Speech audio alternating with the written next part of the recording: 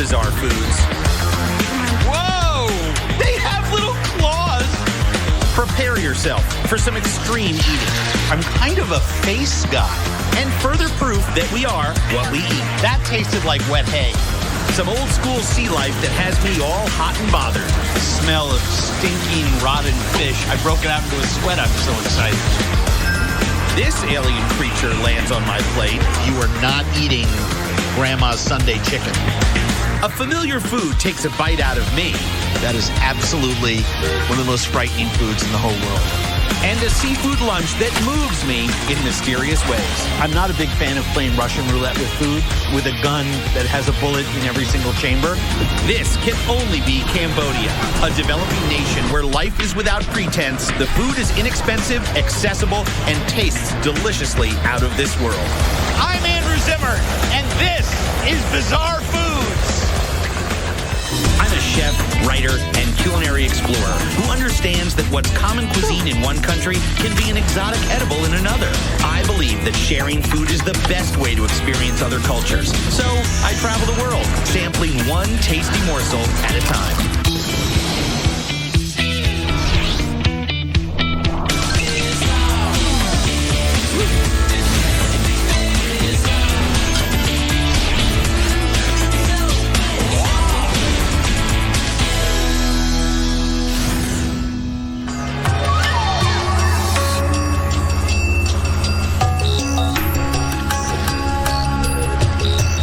Cambodia was once the cultural center of Southeast Asia.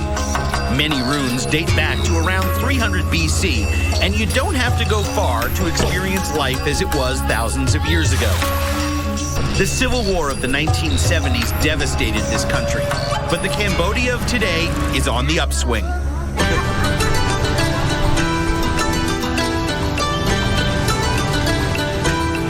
While this is still one of the world's poorest economies, Cambodians are rich in spirit, despite lacking many of life's basic necessities. Family is at the center of daily life, and the people are proud of their Khmer heritage. I want to see if culinary traditions link present generations to the past, and if the locals are still eating out of necessity or exploring the new global food shelf.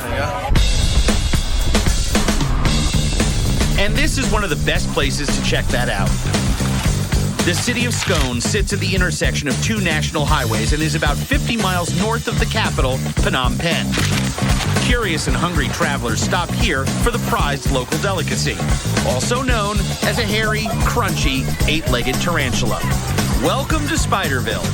Arachnophobes beware. The creepy crawlers are everywhere, and not just on your plate. In Scone, getting to know your food source can be a bit intimidating. Ooh! I guess if you're going to cook and eat them, you've got to handle them first. Can you give me one? Akame. Oh, okay. Well, once you touch one, it still isn't any good. I'm just like, don't bite me. This is Chea Vun, a single mother of three who supports herself as a fried spider vendor. She sells out of her special recipe spiders nearly every day, making her one of the most popular hawkers in Scone. Her first step, give them a good soak, or 3 or 4. Oh my gosh, these guys were filthy. Chea buys her spiders for about 12 cents a piece from a local husband-wife team who go deep into the forest to dig out the elusive tarantulas from their burrows. And yes, they defang them before delivering them to their customers. Oh, 2 rinsings, very important. It's like you're cooking good rice. And why are Chea's arachnid appetizers so popular with the locals? Big flavors. Mashed garlic cloves and peppercorns. Sort of a classic nage for good tarantula cookery.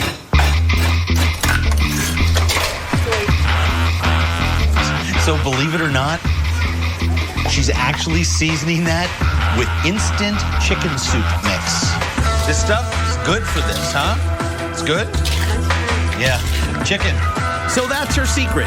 This is going to be awesome. Boy, I'll tell you, the garlic and the black pepper and the salt and sugar starting to break down, and the salt and sugar is actually starting to liquidize on there. When frying the furry fellas, it's advised to stand a short distance from the sizzling wok. Exploding tarantulas can be hazardous. Oh, yeah. Whoa!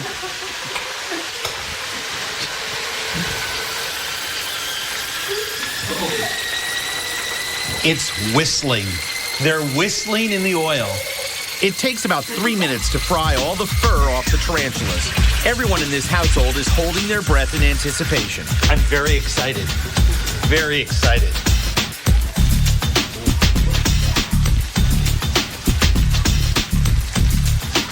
I can't wait any longer.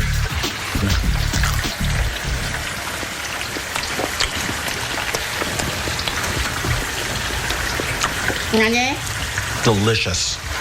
So, wow. I've never had the opportunity to eat fresh, live tarantulas being cooked. They taste just like soft-shell crabs. They're sweet. They're nutty. It's incredible.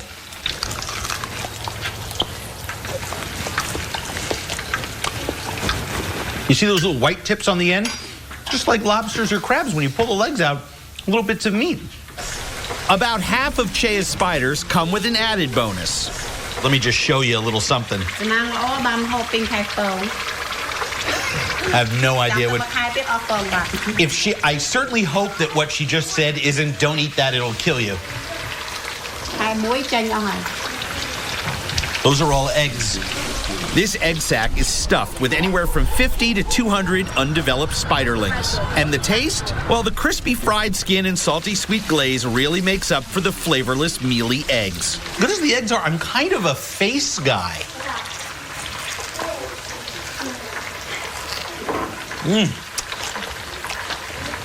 Yeah.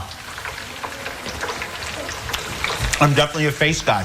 The face is sweeter, has more flavor than the eggs. I've never been blown away by the quality of the eating experience the way that I have been today. Between the seasoning, the freshness, the fact that they're hot, this is just fantastic. Very nice, very nice.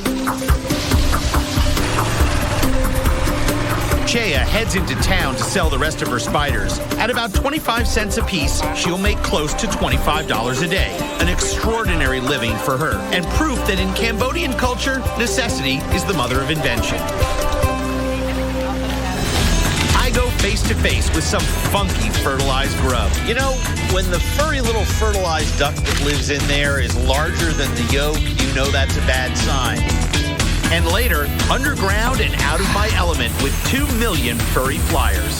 Absolutely one of the most disgusting things I've ever experienced in my life.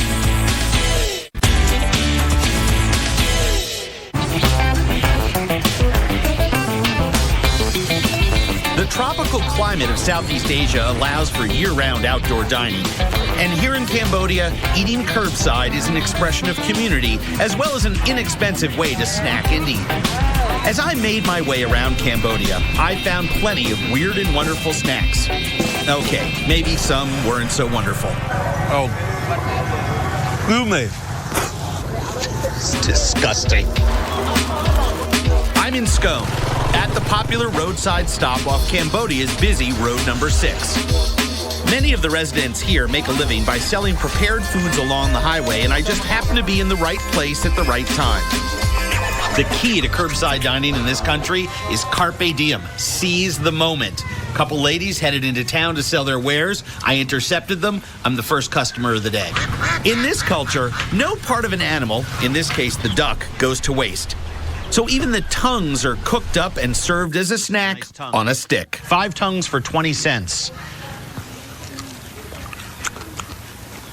Oh, I'm a huge duck tongue fan. And this tastes like the best fried poultry you've ever had. Not a lot of meat there, but that's some good stuff. And the bones are super crunchy. Oh, man. These, really good. Really good. Thank you.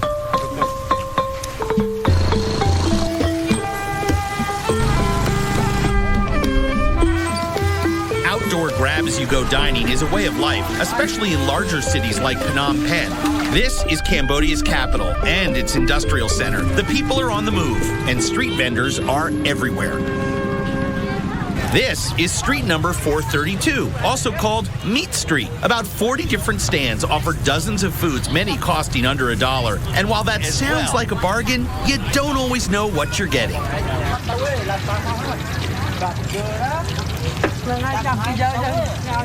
That is gristly, greasy, fatty. I know it's pork. I saw it raw, and yet the flavor of it reminds me of some sort of exotic hoofed animal. It's just really strange. Cambodia has to have some of the most extreme street foods of any country I've ever been to. The city of Battambang sits along the Sangkar River, so it seems like a logical place to try something from the water. Some in Didi disagree, however. Little clams? Yeah. And I said to you right away, I said, let's stop because I want to eat them. And what did you say? I said, well, it might be not safe for you. Well, that's a legit concern when you realize these little clams, called lias, come from the not-so-clean river. The clams are fished from the water and left in the sun to rot. I've been a seafood lover my entire life, so in spite of the warnings, I can't help myself. Oh. The clam goes in, and once again, I realize I've done something none too smart. I love fishy, smelly stuff as much as anyone. But that's a trip to the hospital for any Westerner. There's no doubt. Look at you shaking your head. Yes! See, I tell you. I very rarely find a food that I can't eat or won't eat, and this one goes into both categories. This is strong stuff. It's hardcore. I usually try to eat the freshest foods I can find. This stand by the river looks appealing at first. There's everything from roasted snakes to various bugs, frogs, and even small birds. These sparrows look interesting. I like sparrows, but they just look a little dry to me. Little, leathery frogs. Sometimes I question my own judgment. Oh my gosh. I know I've eaten stuff that looks, smells, and probably tastes a lot worse than this is going to be, but for some reason this is just freaking me out. Oh. I thought it would be dry and crunchy. It's leathery. Oh my God. Oh, it's making the side of my tongue where I'm chewing numb. Excuse me. Those are terrible. Oh my God. This tastes like old reptile and mud. We found another oddity in the town of Sisyphon, which is known for one of the most popular snack foods in Southeast Asia. But looks can sometimes be a little deceiving. Pang ti kon is a fertilized duck egg that is prepared and served just like any other boiled egg. The difference here is that there's an embryo inside that's fully formed. Ooh. Let's hope that that really is 14 days. I like my fertilized duck eggs between 14 and 17 days old. Beyond that, they start to get feathery and bony and way too ducky. Back home, this is what I call a bait and switch. You take a 22 or 23-day-old fertilized duck egg and you hawk it on the street as a 14-day-old duck egg. This has got to be the most imposing looking food that I can think of. This is scary. Well,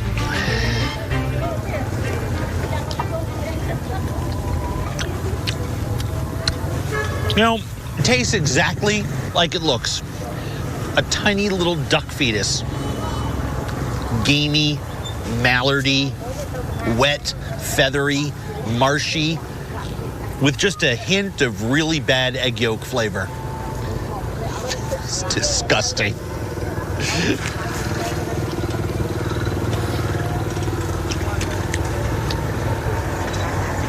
I bit the bird in half. Look how big and developed it is. I was just absolutely wrong. I think 2 bites and a lot of duck juice is my limit. I've eaten this dish in other countries, but this version has tested my limits. Yes, some days on the road are harder than others. The old bait and switch. Turning the world's largest bat into an absurdly strange working man's lunch. If you bite into a little piece of connective tissue or a little piece of the head, you definitely know you're eating some kind of weird little animal.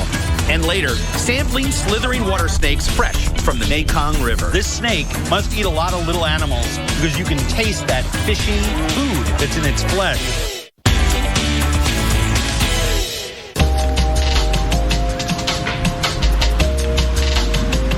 More than 1,000 years ago, the Khmer people of Cambodia built a powerful empire that dominated most of Southeast Asia.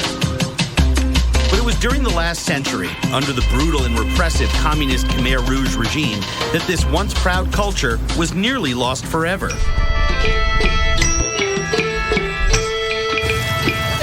Here in the province of Battambang, these caves were the site of a horrific genocide, and now are a monument to this dark time in history.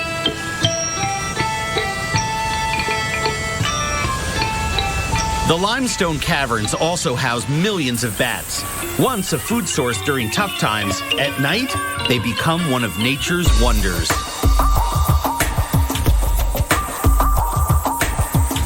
The bats' high-pitched screeching builds to a deafening roar as they exit the cave.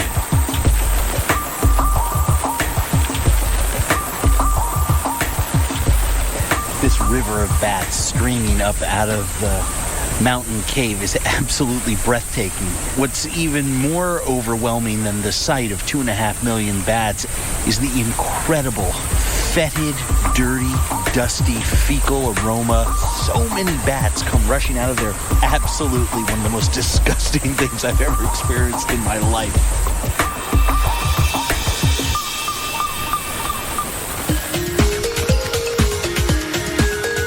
The light of day brings the chance to explore the caves.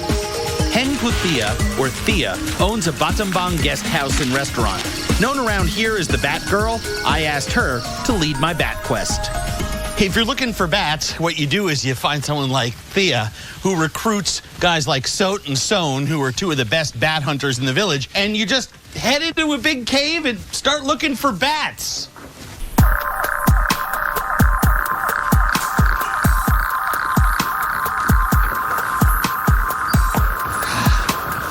The cave is a giant labyrinth with echoing caverns and hidden passages.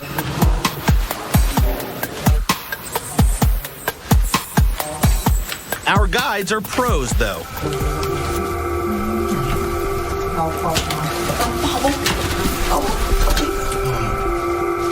Within minutes, we've snared our first bat. Oh, he's a horned bat. The free-tailed bat is a nocturnal insect-eating bat commonly found throughout Southeast Asia. That's a really unattractive animal. Fleas are all over his fur. Some people still eat these species of bats, but these days, most consider them unhealthy to dine on. Hungry for bat, Thea persuades me to head into town. We hit the road for Battambang City, Cambodia's second largest town with a population of 130,000. Thea delivers on the promise of a bat lunch in a big way. The flying fox is the world's largest bat. Here in Battambang, they live high up in the trees, feeding exclusively on fruit. These bats can weigh as much as 4 pounds and have a wingspan of about 6 feet. Hello. This is one of the few places in the world where bat is on the menu.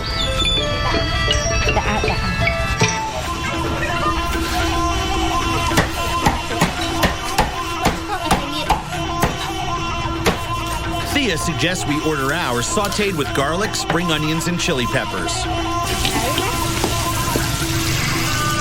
Ooh, baby. Thank you so much. Thank you so much. It smells delicious.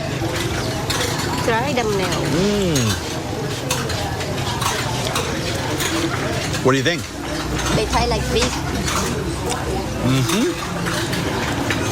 Really? Rice. extraordinary. Usually when you eat bats in the wild, they taste gamey and oily and dirty. If you told somebody this was spring lamb, they'd believe you. With a diet consisting solely of fruit, the flying fox's meat is exceptionally sweet.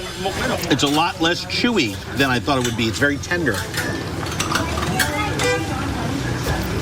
But you know, if you bite into a little piece of connective tissue or a little piece of the head, you definitely know you're eating some kind of weird little animal. And if you're really lucky, you may find the entire bat head. Ears, teeth, eyeballs, and all. Look at this guy. He looks like a teeny little creature from Area 51. They're smiling to you. What? They're smiling to you.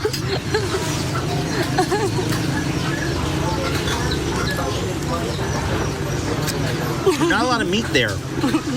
And this is one of the few animals in the world where cracking open the skull and eating it is not something that you want to do. The last thing that you want is to eat any of the nervous system of a wild animal that you're even halfway suspicious about, because it could get you very, very sick.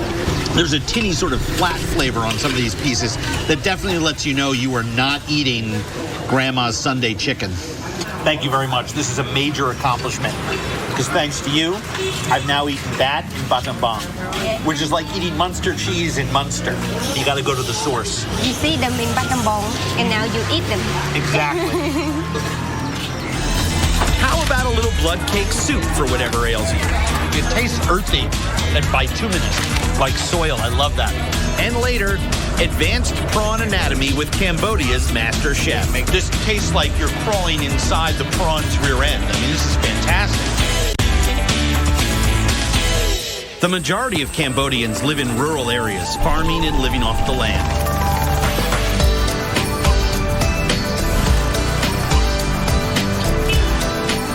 Here in the capital city of Phnom Penh, city dwellers shop the markets for locally harvested goods. This city of just over 2 million people is the commercial center of Cambodia, and in typical fashion for Asian culture, markets are the social hub of the community.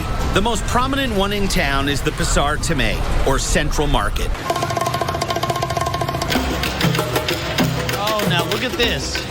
This is Lakana and Justin Garnett, a local husband-wife blogging team. Lakana grew up here and has no problem stomaching the crunchy crawlies. Justin is from Australia, and he's a bit less familiar with fried arthropods like crickets. What do you like better, the pussy eggy center or the head? Well, let me just bite the head off this one so I can differentiate. You're not going to go one bite?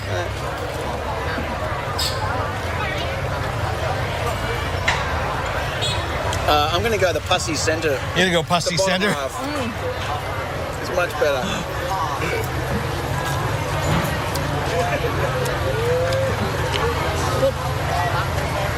Not good for you. Getting a little tricky now. Here's the deal. When you're chewing for 3 or 4 minutes just to mash it up enough to get it down, you taste a lot of things that oftentimes you would just rather not taste. That tasted like wet hay. Not good hay. Wet hay? Yeah, I mean, just like... Chaff. Yeah, like stuff you'd walk on in the cow barn. Bugs in Cambodia are like pretzels in the U.S. Salty, crunchy, dirt cheap, and served everywhere. A hefty bag of deep-fried grasshoppers would probably set you back about 25 cents. My God, look at the size of those grasshoppers. Look at that. That's like a small chicken. Cheers, good on you, mate. I thought that's my favorite.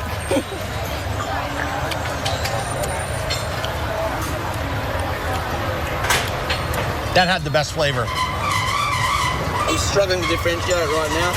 It's all crunchy insect to me. It's like meadow flowers. Meadow flowers. I really like it in the head, probably because there's so much undigested matter in the berry one. Seriously. Wow, that's yummy.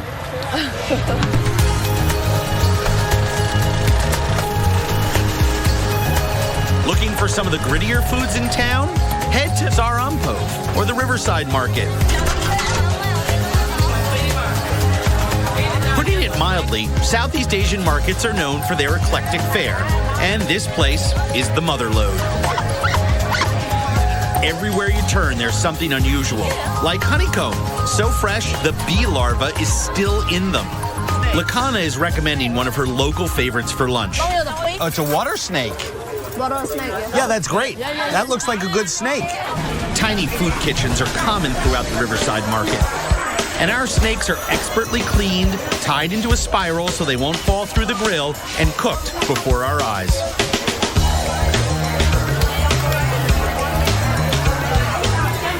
Enjoy. Please enjoy.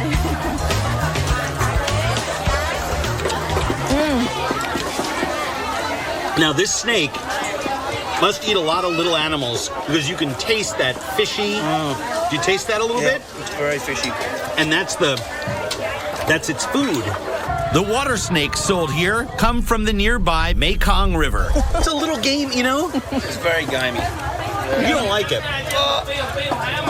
It's I've eaten okay. quite a lot of snake, but that's, as I said, that's probably the most interesting tasting one that I've tasted. A few of the water snakes come with an added bonus: tiny clusters of eggs. You can really see them in the cavity there. Those are all snake eggs. Let's see what these taste like.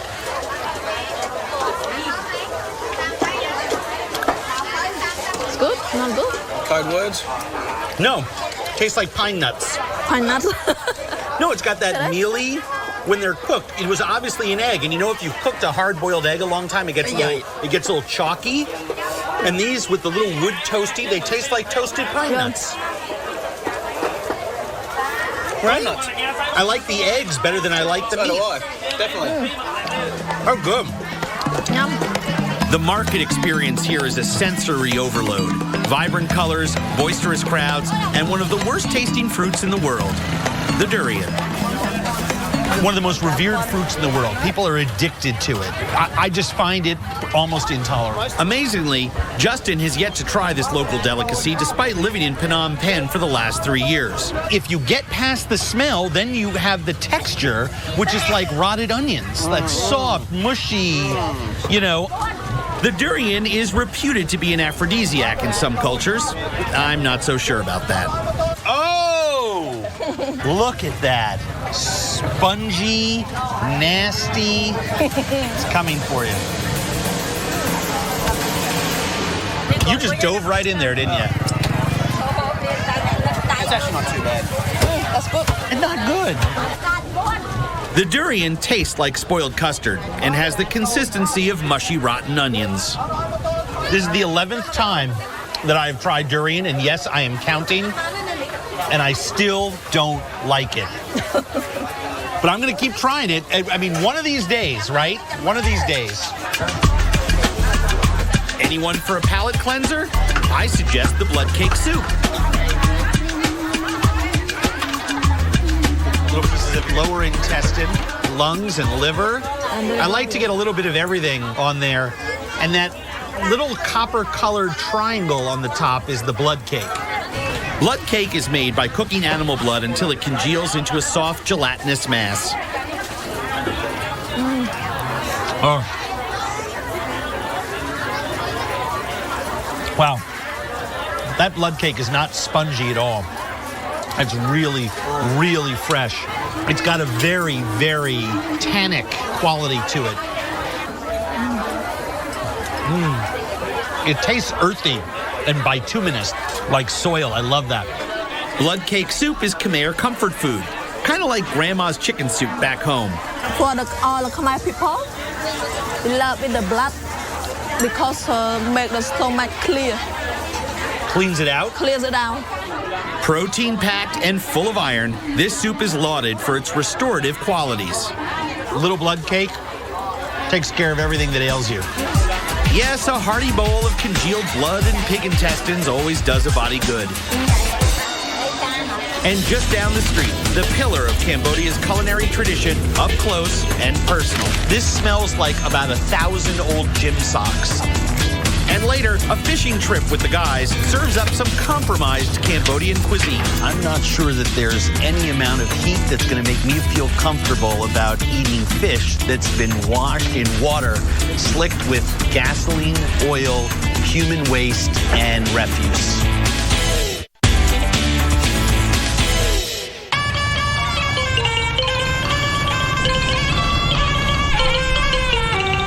Cambodia is a country of youth. Nearly 50% of the population is younger than 22 years old. Despite this youthful presence, the nation retains a strong reverence for the past. Spiritual, artistic, and culinary traditions are vital components of life here. And there are many young Cambodians who've devoted their lives to sustaining the traditions of centuries past. Lou Meng is a classically trained chef and the owner of the Malis restaurant in Phnom Penh. He travels the Cambodian countryside collecting recipes and cooking techniques that might otherwise be lost forever. My grandmother was a chef, and my mom had a small Cambodian restaurant before I born. A Cambodian meal typically includes rice and several dishes that combine sweet, sour, salty, and bitter tastes. Two of the most vital ingredients in Khmer cuisine are krung and prahok. Prahok is a fish, a river fish, which is they marinate with salt, garlic, a little bit of sugar, and they preserve it for months and months. This smells like about 1,000 old gym socks just stuffed into a bag and left to sit somewhere for a while. This rotting pile of fish turns into a paste and is used as a seasoning in many traditional dishes. Krung, the other pillar of Khmer cooking, is similar to curry paste, a puree of ginger, lemongrass, seasonings, and kaffir lime. The flavor is intense and uniquely Cambodian. With these two essential ingredients in hand, Meng prepares a classic Cambodian dish. Goby is a freshwater fish caught in the nearby Mekong River. While this fish is usually served whole, for this recipe, Meng adds a modern twist by constructing it in miniaturized portions. In goes the krung, some coconut milk, and prahok. Just add a little bit of this to get the flavors. Wow, that was a little bit. Yeah. The prahok is so strong and pungent that a teaspoonful can flavor this entire dish. The mixture is steamed in cups made out of a banana leaf. But first, in goes a handful of an unusual herb, kantut, the leaf of a green berry. Oh my gosh. Because fish is bland and sweet, Yeah. so it is easy to This make is it back. extraordinary. Yeah. You bite into this and it's like sorrel. I mean, it's just sour. You want to spit it out. And then just when you're deciding to get rid of it, it turns to almond milk. While the goby fish steams, Chef Meng prepares another Khmer seafood dish. The Mekong River is home to some of the largest freshwater sea creatures in the world. And this is just about the biggest prawn I've ever seen. All the flavor is in the head. Here, Oh, look at that. we take it out. Look at that. We put it in. And this is just all that head fat. And by head fat, I mean the brains, the guts, and all the other tasty little head bits. Yep. Beautiful. It's like a small lobster. Yeah. First, fresh vegetables and eggs are sautéed, and in goes the head fat. That smells like shrimp. The minute that head fat starts to caramelize in the oil, oh my gosh. Rice is then added to the mixture with a smattering of prahok, of course.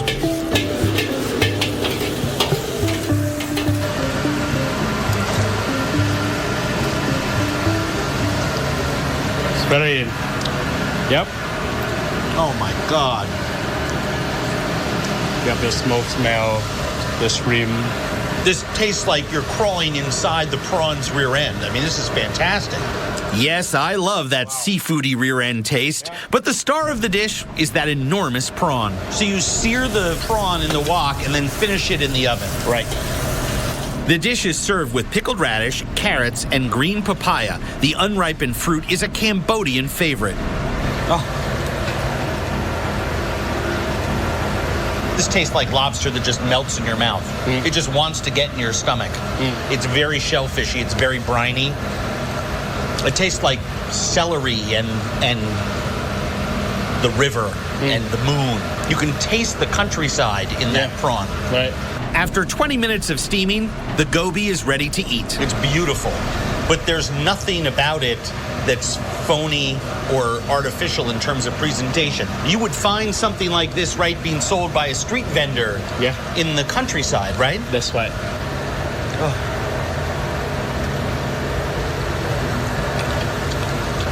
You feel the sweet behind the fish, and and the lemongrass. You get the lemongrass and the fish, and then you feel that praha coming through your nose. And then the very last thing that happens is that the hot chilies hit you like a freight train. Your grandma taught you this one? Right. I love your grandma. From grandma to grandson, Lu Meng's rejuvenated recipes provide a fascinating taste of Khmer culinary history, alive in the here and now. Keeping my appetite afloat on Southeast Asia's largest floating community. This is one of the most pathogenically compromised places we've ever eaten.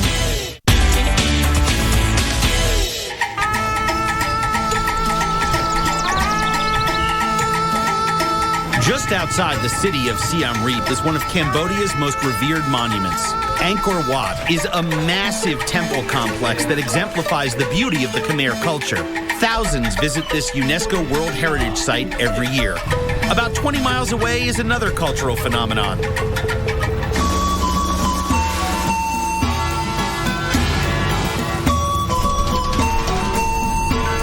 The Tonle Sap is a lake and river system that provides Cambodians with nearly half of the country's fish, a dietary staple here.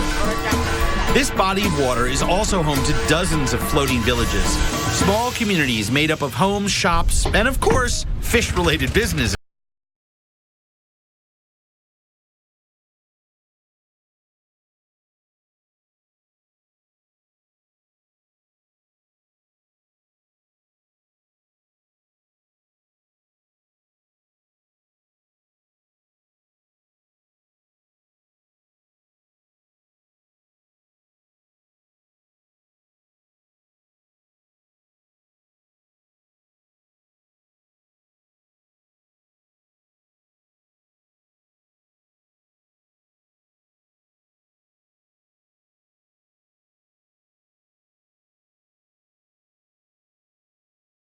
Floating village. All the houses here, their location is extremely temporary. Not only do they go where the fishing goes, but they go where the tide takes them and the water level takes them. The Tonle Sap Lake is really the wide floodplain of the river.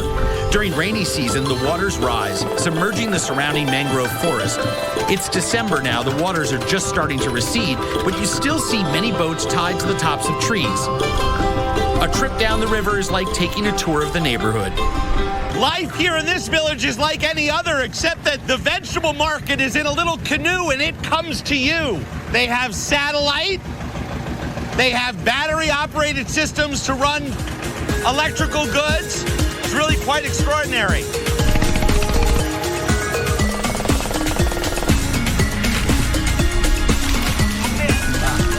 After about a 45-minute drive through the forests on the edge of this lake, we found our way to this protected little grove, this little swamp in here, where our fisherman and his cousin maintain a whole series of fish pens and traps. It's really just a system of netting with bait in it.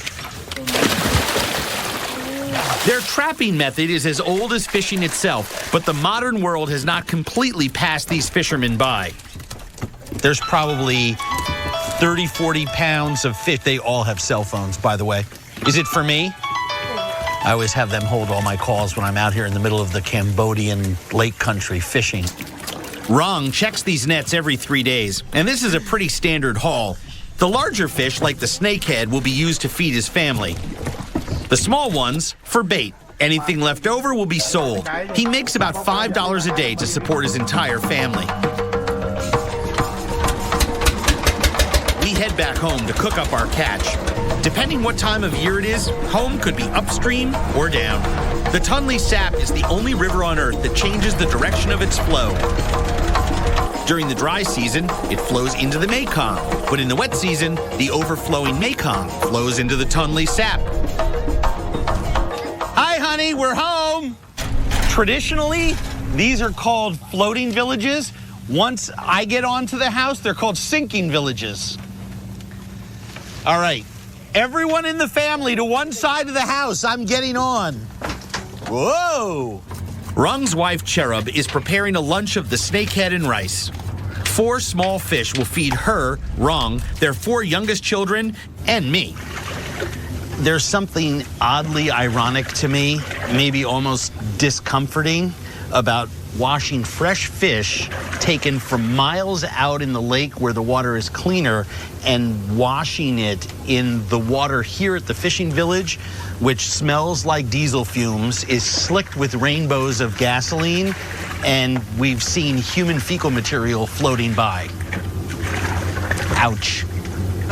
Clean water or not, this family needs to eat, so Mom prepares the fish. Now she's going to grill the last couple of fish. That's nice. I'm concerned at this point about eating the fish. The family is used to the bacteria in the water, but I don't think my system can